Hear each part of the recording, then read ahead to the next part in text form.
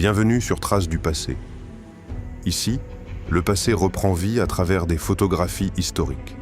Abonnez-vous pour ne rien manquer. Dans la prison de Holloway à Londres, des médecins et des surveillants procèdent à l'alimentation forcée d'une suffragette en grève de la faim vers 1911, une pratique utilisée pour empêcher les décès en détention, mais vécue comme une forme de violence médicale. La femme est maintenue de force pendant l'insertion d'une sonde nasale. Jacob Miller, vétéran américain de la guerre de Sécession, est photographié à un âge avancé avec une blessure visible entre les yeux, conséquence d'un tir reçu lors de la bataille de Chickamauga le 19 septembre 1863. Déclaré mort sur le champ de bataille, il aurait repris conscience et réussi à survivre derrière les lignes ennemies. Lors d'une vente aux enchères dans une ferme du Michigan, en 1963, des cordes de pendaison sont suspendues à l'entrée comme avertissement destiné aux fraudeurs et débiteurs imprudents. La scène illustre la pression sociale et juridique autour des dettes rurales. Lors d'un match de baseball aux États-Unis pendant la grippe espagnole de 1918, les joueurs et l'arbitre portent des masques en tissu pour limiter la propagation du virus. Malgré le contexte sanitaire difficile, les rencontres sportives continuent d'avoir lieu sous surveillance et avec des mesures de protection rudimentaires. À bord du HMS Daphné, navire britannique engagé dans les opérations contre la traite dans le Pacifique à la fin du XIXe siècle, des enfants libérés des réseaux de travail forcés sont rassemblés sur le pont après leur sauvetage. Ils attendent leur prise en charge et leur transport vers des lieux sûrs. Dans un service psychiatrique de Moscou, en 1988, un patient est photographié seul sur un lit lors du Nouvel An, portant un bonnet de fête conique, dans une chambre presque vide, éclairée par une fenêtre. Le cliché de Pavel Krivtsov saisit ce moment de célébration isolé. Violette Jessop, infirmière et hôtesse de paquebot britannique, photographiée en uniforme de la Croix-Rouge. Elle est célèbre pour avoir survécu à 3 naufrages entre 1911 et 1916, Olympique, Titanic et Britannique. À Berlin, en 1945, un adolescent de la Hitlerjugend est photographié après avoir appris l'avancée des troupes soviétiques vers la ville. Son visage marqué par la peur et le désespoir. L'auteur de l'image reste incertain, attribué à William Vandiver ou à un photographe soviétique inconnu. En Chine, une photographie attribuée au photographe britannique William Saunders montre une exécution publique mise en scène devant une foule. Cette image est aujourd'hui souvent débattue, certains chercheurs y voyant une reconstitution à visée politique ou journalistique. Soldats étalement postés à un point de contrôle près de Berlin-Est, il soulève brièvement la clôture en barbelé pour laisser passer un enfant séparé de sa famille. Ce type de geste reste extrêmement risqué, car toute violation des consignes à la frontière pouvait entraîner une sanction disciplinaire sévère. Un soldat afro-américain de l'armée américaine, en patrouille pendant la guerre du Vietnam, s'arrête devant un message laissé par le Viet Cong qui compare la guerre en cours aux violences du Ku Klux Klan contre les familles noires aux États-Unis. Le texte vise à influencer le moral des troupes. Sur le plateau de l'émission culinaire américaine The French Chef, en 1963, Julia Child prépare une démonstration en direct dans une cuisine de studio. L'équipe technique est assise au sol autour du plan de travail pour rester hors champ pendant le tournage. En 1969, le débit du Niagara est temporairement détourné pour des travaux de sécurisation et d'étude de l'érosion. Les chutes américaines apparaissent alors presque totalement à sec, révélant le lit rocheux et les blocs accumulés au pied. En 1963, Caroline Kennedy marche devant son père, John F. Kennedy, lors d'une sortie à Washington. Le président la suit en portant sa poupée, entouré de conseillers et de journalistes qui observent la scène familiale au cœur du pouvoir américain. En 1905, en Inde britannique, des chasseurs et administrateurs coloniaux posent après une chasse aux tigres, assis devant des pots et restent exposés comme trophées. Ces scènes illustrent les safaris de prestige pratiqués par l'élite impériale. Sur Hollywood Boulevard, en 1992, des marins de la Navy américaine croisent une passante en tenue de soirée pendant une sortie en ville. La scène, captée par Gregory Hinsdale, illustre la rencontre entre militaires en permission et la vie nocturne de Los Angeles. Dans un café anglais en 1954, plusieurs jeunes femmes en tenue de loisirs se reposent en buvant des milkshakes dans une ambiance typique de l'après-guerre marquée par la culture des dîners et des sorties entre amis. Le moment est capté de façon spontanée, presque intime, presque. Un coup de pied en plein vol interrompt le sparring entre deux futurs rois, Constantin II de Grèce et Juan Carlos d'Espagne, qui s'entraînent au karaté à Corfou. La scène capture un moment d'entraînement intense entre deux héritiers européens encore jeunes en 1966. Équipée d'un casque et d'un lourd tablier plombé, une infirmière radiologue pose en 1918, durant la Première Guerre mondiale, dans un dispositif de protection contre les rayons X encore rudimentaires. Ces équipements visaient à limiter les brûlures et les dangers des premières machines de radiographie. Depuis Brooklyn, la silhouette de Lower Manhattan se dresse au-dessus de l'East River, dominée par l'Empire State Building, encore récent dans le paysage urbain. La scène reflète l'essor vertical de New York au début des années 1930, en 1932. Sur une plage allemande, en 1929, une cabine de sauvetage mobile, montée sur roues, permet aux secouristes de surveiller la mer et d'intervenir rapidement auprès des baigneurs. Depuis la plateforme, ils observent les conditions maritimes et coordonnent les opérations de surveillance. À Prague, en 1937, des employés des services sociaux travaillent dans des postes superposés, installés dans des cabines individuelles empilées verticalement le long d'un mur. Chaque niveau fonctionne comme un bureau séparé, relié à une structure mécanique commune. À Prague, en 1937, des employés des services sociaux travaillent dans des postes superposés, installés dans des cabines individuelles empilées verticalement le long d'un mur.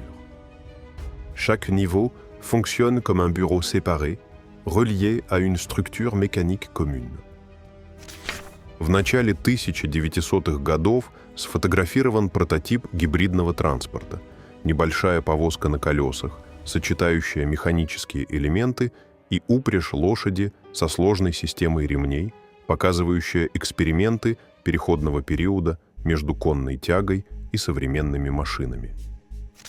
Un portrait réalisé vers 1925 montre une jeune femme portant un voile couvrant le visage, laissant seulement le regard visible. La composition met en avant les bijoux traditionnels et les pratiques vestimentaires de certaines régions du monde arabe au début du XXe siècle. Dipotipops. Une coiffure afro, sculptée en volume, impressionne par sa forme parfaitement carrée, obtenue grâce à un travail précis de tondeuses électriques. Le contraste avec le visage met en valeur les traits du modèle et donne à l'image une force visuelle marquante.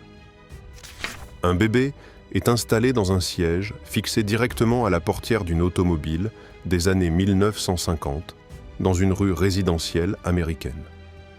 À cette époque, la sécurité infantile en voiture reposait encore sur des solutions improvisées, loin des systèmes de retenue modernes. Dans les années 1950, Marilyn Monroe est photographiée allongée sur l'herbe, dans une pose décontractée qui contraste avec son image publique de star hollywoodienne. Son sourire discret et sa coiffure blonde platine captent immédiatement l'attention. Depuis les airs, en 1944, Manhattan se déploie en une dense forêt de gratte-ciel, bordée par l'East River et des zones portuaires encore actives en temps de guerre. La ville apparaît compacte, dominée par ses axes urbains et ses tours emblématiques. Clown de scène, en 1914, vêtu d'un costume blanc ample avec 3 grands boutons noirs et un col rigide en forme de main. Le visage est maquillé de blanc avec des traits sombres, accentuant une expression figée et théâtrale. Lord et Lady Curzon, vice-roi et vice-reine des Indes britanniques, apparaissent lors de leur visite au Delhi Durbar le 29 décembre 1902, au milieu d'une cérémonie impériale marquant la puissance coloniale britannique en Inde. Dans l'Ouest américain, en 1903, une femme pose avec un large bonnet et un masque clair destiné à protéger le visage du soleil et de la poussière. Ce type de tenue reflète les précautions prises contre le climat rude des régions arides. Dans la tombe de Toutankhamon, en 1922, les objets déjà retirés de la chambre funéraire sont regroupés dans un espace de stockage improvisé. Roues de char démontées, fragments de mobilier et caisses empilées dans la poussière. L'ensemble reflète le travail minutieux et progressif des archéologues sur le site. Une femme du peuple Aïnou pose en 1960 avec une ligne de tatouage en forme de sourire autour de la bouche. Une pratique traditionnelle, autrefois utilisée pour marquer l'identité et les étapes de la vie. Le visage est encadré par des motifs rituels et des accessoires décorés propres à cette culture. À Port Tewfik, près du canal de Suez, un mémorial dédié aux soldats indiens morts durant la Première Guerre mondiale se dresse en 1926, dominé par une statue de lion blessé et un obélisque de pierre. Le site est érigé pour honorer les troupes coloniales engagées en Égypte et au Moyen-Orient. Sur un ponton au bord de l'eau en Allemagne, en 1935, un couple est assis face à un tourne-disque portable posé sur une planche, profitant d'un moment intime au son de la musique enregistrée. Les chaussures posées à côté et les pieds nus ajoutent une sensation de détente simple et quotidienne. Plateforme volante expérimentale de l'armée américaine. Un soldat équipé d'un système de rotor individuel pilote un dispositif de sustentation à très faible altitude lors d'essais. L'engin appartient aux recherches des années 1950 sur les machines volantes personnelles. Jeune musicienne, khmer, photographiée vers 1880 avec un chapé, instrument traditionnel à long manche et caisse ronde proche du luth. La composition met en valeur la posture posée du musicien et la structure complexe de l'instrument, utilisée dans les ensembles classiques du Cambodge. Selon une légende liée à la campagne de Paul von Lettow-Vorbeck en Afrique orientale allemande, le plus jeune soldat marchait en dernier avec un faux pied d'éléphant pour brouiller les traces de la colonne. Cette anecdote résume les ruses de mobilité et de tromperie de cette guerre. Une femme inconnue pose vers 1905 à 1910, tenant un chat blanc au pelage long comme un objet précieux de studio. Ce type de portrait avec animal domestique était courant dans la bourgeoisie, symbole de douceur et d'attachement personnel. En 1978, dans un jardin, des enfants creusant la terre découvrent une voiture sportive enfouie sous plusieurs couches de sol. Elle sera ensuite identifiée comme une Ferrari Dino, une affaire devenue célèbre dans les récits urbains sur des véhicules cachés. En 1914, dans le Montana, un homme du peuple Flathead pose devant l'objectif dans un paysage rural encore largement non industrialisé, à une époque où ces communautés subissent de fortes pressions de déplacement et de transformation de leurs terres. En Inde, pendant la Seconde Guerre mondiale, des éléphants dressés sont utilisés pour déplacer et charger des caisses vers des avions de transport C-46 engagés sur le théâtre Birmanie-Inde, où le transport aérien devient crucial pour acheminer du matériel lourd dans des conditions extrêmes. Dans les années 1920, sur une plage britannique, une policière vérifie la conformité d'un maillot de bain jugé trop court selon les règles de décence de l'époque, alors que les autorités locales surveillent strictement l'évolution des tenues balnéaires. Essai du tout premier costume du Predator en 1987 avec Jean-Claude Van Damme dans le rôle de la créature. Cette version sera rapidement abandonnée, jugée trop peu adaptée au mouvement et à la stature voulue pour le personnage avant le début du tournage. Lors d'une action promotionnelle de Coca-Cola en France, vers 1950, un homme goûte la boisson pour la première fois et réagit violemment à l'effervescence soudaine, typique des démonstrations publicitaires destinées à marquer les esprits dans l'Europe d'après-guerre. Si cette vidéo vous a intéressé, laissez un like et abonnez-vous à Traces du passé pour ne rien manquer. Dites-nous en commentaire quelle photo vous a le plus marqué. Merci d'avoir regardé.